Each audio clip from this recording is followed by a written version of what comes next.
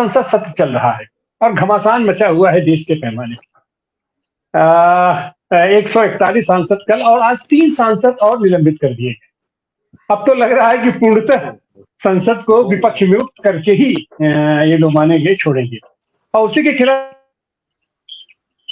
कल 22 तारीख को देशव्यापी प्रदर्शन करने का इसके खिलाफ। और हम दूसरा कर कह सकते हैं, हम तो गांधी के लोग हैं, शांति और अहिंसा संवैधानिक अपनी मान्यताओं के अनुरूप अपना नहीं हम लोग व्यवहार करते हैं। और संसद में फटाफट इनके विधेयक आ रहे हैं और कोई चर्चा नहीं। यहाँ तक कि हमारे ये सत्ता पक्ष के भी सांसद अगर अपनी बात रखना चाह रहे हैं तो उनको भी कोई परमिशन नहीं मिल रही है। धड़ाधड़ सारे विधेयक पारित होते चले जा रहे हैं। और उसी में बहुत ही महत्वपूर्ण विधेयक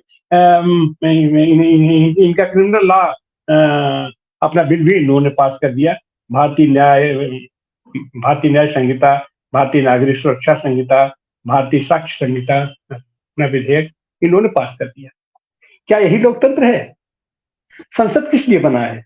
संसद चर्चा के लिए बना है, संसद बात करने के लिए बना है, संसद बात प्रतिवाद संवाद के लिए बना है। अगर कोई भी विधेयक आता है, कोई भी बात होती है तो उसका चर्चा होती है, चर्चा के बाद उसका प्रतिवाद होता है, प्रतिवाद के बाद फिर एक चीज निकल के आती है, तब वो जनता के लिए पुख्ता तरीके से छल के सामने आती है। आज हम उसी पर चर्चा करने के लिए उपस्थित हुए हैं आपके सामने। आइए हम अपने एक प्रबुद्ध पैनल से आपका परिचय कराएं। हमारे साथ है उड़ीसा के आम आदमी पार्टी के प्रदेश अध्यक्ष निशिकांत महापात्रा जी, आपका स्वागत है, अभिनंदन है। हमारे साथ गुजरात से जुड़ी अम्बेडकर कारमा की एडवोकेट रत्ना वोरा जी, आपका भी स्वागत है, अभिनंदन है। हमारे साथ मध्य प्रदेश हाईकोर्ट के वरिष्ठ अधिवक्ता और भारतीय कम्युनिस्ट पार्टी के राज्य सचिव अरविंद श्रीवास्तव जी हैं, आपका भी स्वागत, अभिनंदन है।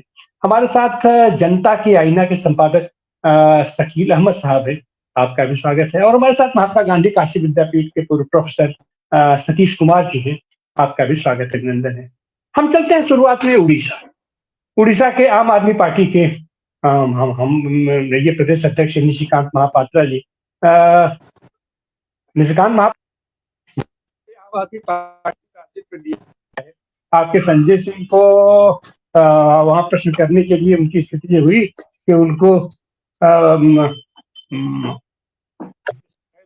और लगातार जिस तरीके से सांसदों का निलंबन हो रहा है और उसके बाद इनके हरकत में कोई भी नहीं है। संसद में बिना पास कराए, बिना बहस कराए, बिना चर्चा कराए धड़ाधड़ सारे बिल अपना प्रस्ताव पारित होते जा रहे हैं। वो चाहे ये कश्मीर का मामला हो, चाहे क्रिमिनल लॉ का मामला हो, जो भी चीज है। और आज फिर 3 सांसद हो गए सस्पेंड। आपकी प्रतिक्रिया? निशिकांत महापात्रा जी। आनंद जी, जब सत्ता को चाहिए कि निरंकुश क्षमता, तो सबसे पहले उसको चाहिए कि संविधान और संवैधानिक संस्थाएं, उसका जो मर्यादा है उसको घटा दिया जाए।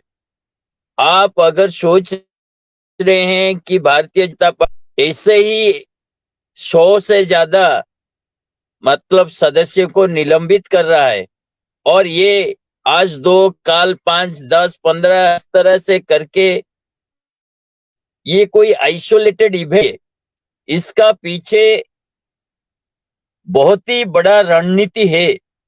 आपको अगर लग रहा है कि ये सरकार अहंकारी हो गया है और अहंकार से सांसदों को निलंबित कर रहा है, तो हमें थोड़ा दिक्कत है इससे। मैं एक पैटर्न देख रहा हूं, पूरा ये सरकार का जो पैटर्न है, पहले तो संसद में जब संसद में चलता है तभी इनका मंत्रियों बाहर स्टेटमेंट देते हैं, मीडिया में देते हैं, संसद में चर्चा के लिए प्रस्तुत नहीं होते। दूसरा, प्रधानमंत्री संसद जब चलता है तभी बाहर जाके कार्यक्रम करते हैं, संसद में उपस्थित नहीं रहते हैं। तीसरा, पिछले 6 साल में मैं एक आंकड़ा देख रहा, जितने बिल पारित हुआ है लोकसभा में, उसका प्रतिशत मतलब 9 मिनट में एक बिल पारित होता है। और राज्यसभा में उसी तरह से 10-11 मिनट में एक बिल पारित होता है ऑन एन एवरेज। पिछले 6 साल की अगर आंकड़ा देखा जाए जितने बिल इन्होंने पारित किया है और उसने समय दिया गया है, तो चर्चा तो कब से बंद हो चुका है। चर्चा पार्लियामेंट में कब से बंद हो चुका है। और उनको चाहिए कि अभी इस तरह का चर्चा का आप डिमांड कर रहे हैं जो उनका साख है। जैसे मोदी जी अपने को बाहुबली बताते हैं कि भाई हमने पाकिस्तान पे अटैक कर दिया, हमारे हाथ में देश सुरक्षित है, और आप चर्चा उसी पर डिमांड। पार्लियामेंट में कोई घुस जाता है तो आप उस पर चर्चा चाहते हैं। ये तो उनको साख की गिराने का काम हो गया। तो वो उनको ये चर्चा नहीं लगता है, ये लगता है कि भाई मेरा जो बाहुबली छवि है उस पर ये दाग लाएगा।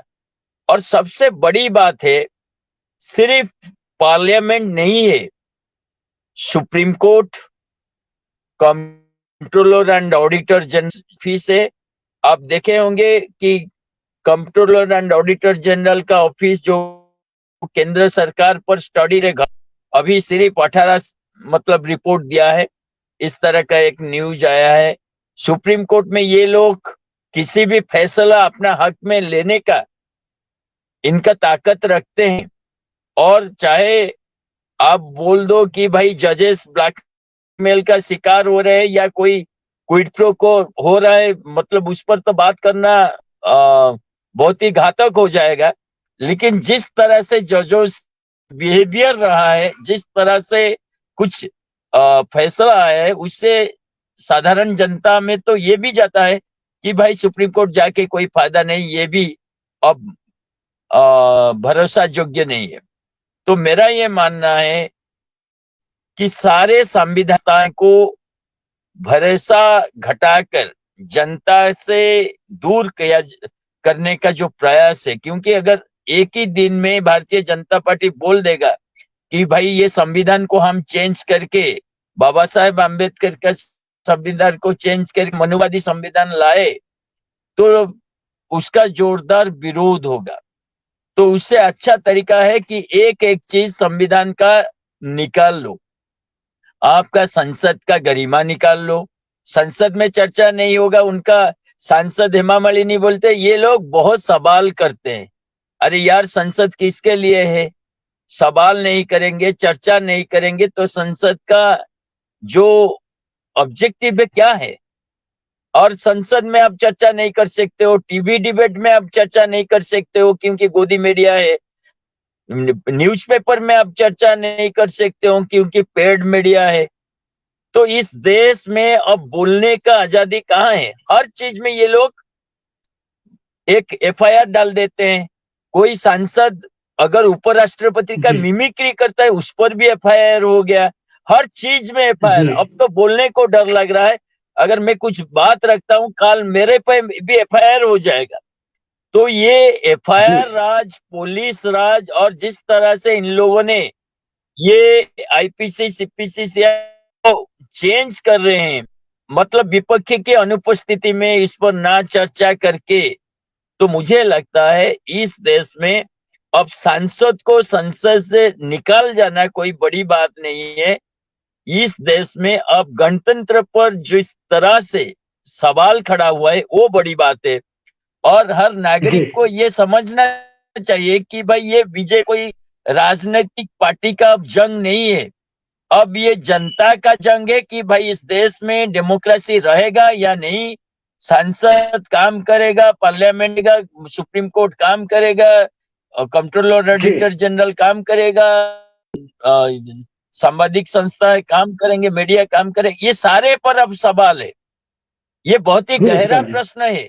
जिस तरह से संसद को निकाला गया और कोई उसका बेसिस नहीं है, ये स्पीकर, ये वाइस चेयरमैन, ये किस तरह से निर्णय ले रहा है, किस तरह से गवर्नमेंट सोच रहा है, मुझे लगता है ये बड़ी बात है और बहुत ही मतलब खतरनाक सिचुएशन में बोलूंगा। और सारे देशवासियों को इस पर इकट्ठा होना चाहिए, सवाल करना चाहिए।